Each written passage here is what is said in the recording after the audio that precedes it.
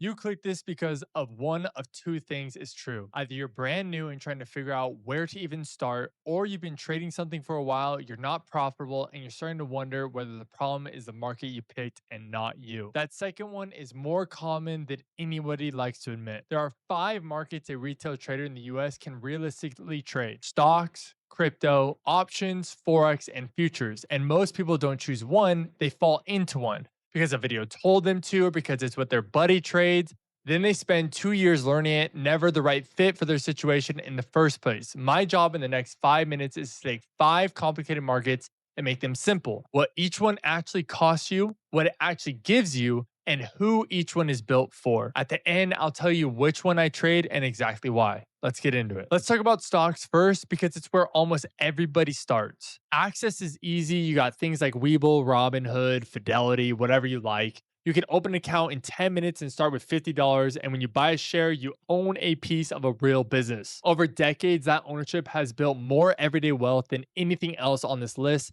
It's simple and it's regulated. Now, something big just changed here, and if you watched the video on the year ago, you have outdated info. For 25 years, if you wanted to actively day trade a US margin account, the pattern day trader rule required you to keep $25,000 in it. 4 day trades in 5 business days, and you got flagged. That rule is now gone. The SEC approved its elimination in April of 2026. And it took effect June 4th. No $25,000 minimum, no pattern day trader designation, no trade counting. It's been replaced with a real-time intraday margin framework. Your buying power is now based on your actual market exposure during the day rather than a fixed number in your account. Two things you still need to know. One, brokers have until October 2027 to fully implement it. So depending on who you're with, you may still get flagged today. Check with your broker before you assume you're clear. Two, this is not the same as no minimum. You still need $2,000 to open and maintain a margin account. That's a separated, older rule, and it didn't change. And I'd argue funding an account with the bare minimum and running it at full margin exposure is how you get liquidated and not how you get started. This is the closing verdict. Stocks are the best long-term wealth builder on this list. That hasn't changed and won't. And the biggest structural barrier to day trading them just came down. Crypto trades 24 hours a day, 7 days a week. No market hours, no minimum, and the PDT framework never applies here to begin with. For someone working a full-time job, that flexibility is genuinely valuable. The risk is that same freedom.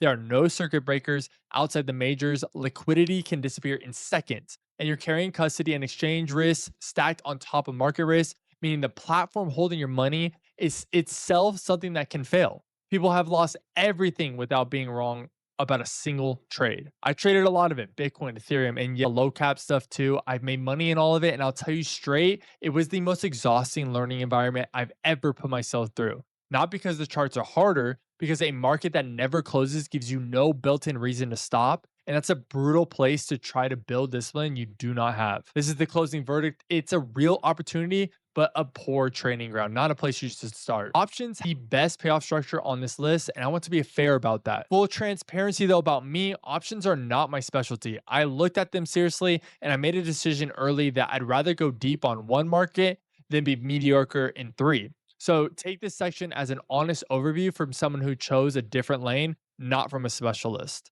Here's what's true. When you buy a call or a put, your maximum loss is defined. It's what you paid, and your upside is leveraged. That asymmetry is real, and it's why some of the best traders I know work exclusively in this market and do very well. But options are the only market here where you can be completely right about the direction and still lose money.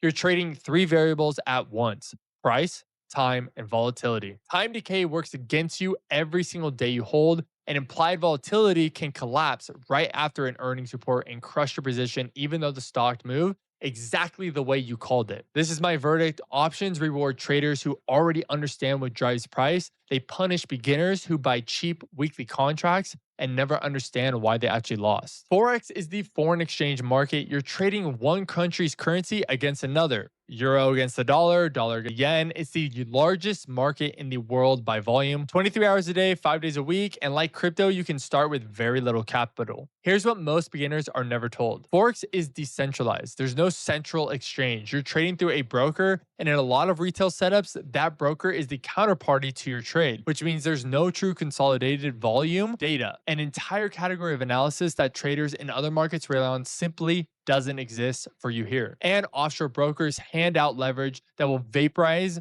an undercapitalized account in a single session. That low barrier to entry cuts both ways. The verdict on Forex, it's a real institutional market with enormous liquidity, but the retail version of it is meaningfully different product than the one that institutions are trading. And the difference is transparency. Futures, contracts traded on a central regulated exchange, the CME. One, everyone sees the same book, same order flow, same real volume, same data. That's the direct answer to the problem I just described in Forex. When you're learning to read a market, trading one where the volume is real and centralized is not a small advantage. Two, the tax treatment. Most US futures contracts fall under Section 1256 of the tax code. That means they're generally taxed on a 60-40 split of a long-term and short-term rates, regardless of how long you held the position, even if you were in the trade for maybe like 4 minutes or less. Wash sales rules don't apply to you the way they do in stocks. If you're an active trader taking hundreds of trades a year, that is a structural edge you cannot get in equities.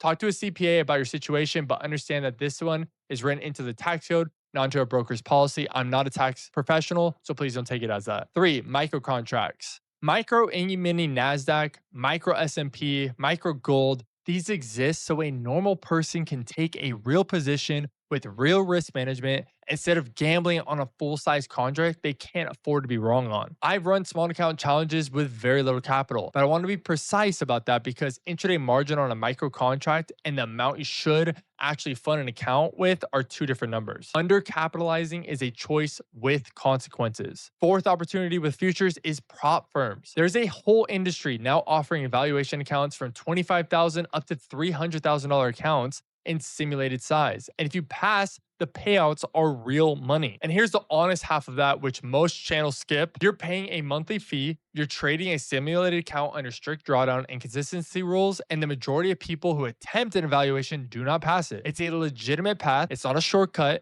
Futures also run nearly 23 hours a day, 5 days a week with clearly defined sessions, Asia, London, and New York. Structure you can build an actual routine around. Now the risk, and I'm not softening it, leverage is built into the contract. In a fast market, you can lose more than you put up. That's not a footnote. That is the trade off you're accepting. Here's my verdict with futures: the most transparent market on this list with the best tax treatment for active traders and the most defined path to size. It's also the one that will punish you the fastest for being undisciplined. So here's the honest verdict after this all. If you're building wealth over the next 30 years, buy stocks, automate it, and stop watching trading videos. If you want the best asymmetric bet and you're willing to genuinely study volatility, options is your go-to spot. But if you're the person I'm actually talking to right now, you've got a job, you've got limited capital, and you want to trade actively and you want a path to real size without $25,000 sitting in an account, futures is the best structural fit. Not because it's easier, it isn't, because it's the only market on the list where the rules aren't structurally working against a small, disciplined account. And you need to hear this next part because most channels won't say it. Most people who attempt to day trade lose money. That's not fear mongering.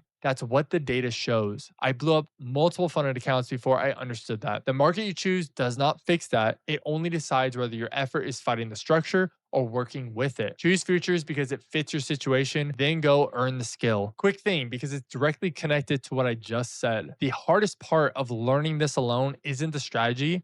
It's that when you have a losing week by yourself, you can't tell what it means. Was that a variance? Was the strategy broken? Did you follow your plan and get unlucky? Or did you break a rule and you didn't even notice? You have no way to know. So you change something, then you change it again. And you spend 2 years rebuilding a strategy that was never the problem in the first place. That's 5 years of my life across every asset class on this list. Most of it was lost to having nobody to check my work. So I built a private Discord. Sundays, we do a live weekly outlook, my read on the week ahead, levels marked, accounts set for Monday, then an open Q&A session with no time limit just for you guys. On Monday through Friday, I trade the New York session live with you. You see the entries and you see the setups I pass on and why, which is the part that actually teaches you something. What it isn't, I don't post signals. I'm not going to tell you what to buy. If that's what you're looking for, this ain't it. It's paid, Links in the description. You can absolutely learn this alone and you don't need to do this. It'll just take you a longer time than it needs to be. My next video, I'm breaking down in detail exactly what futures trading offers and the complete opportunity in front of you. If that's useful, subscribe and I'll see you in the next video.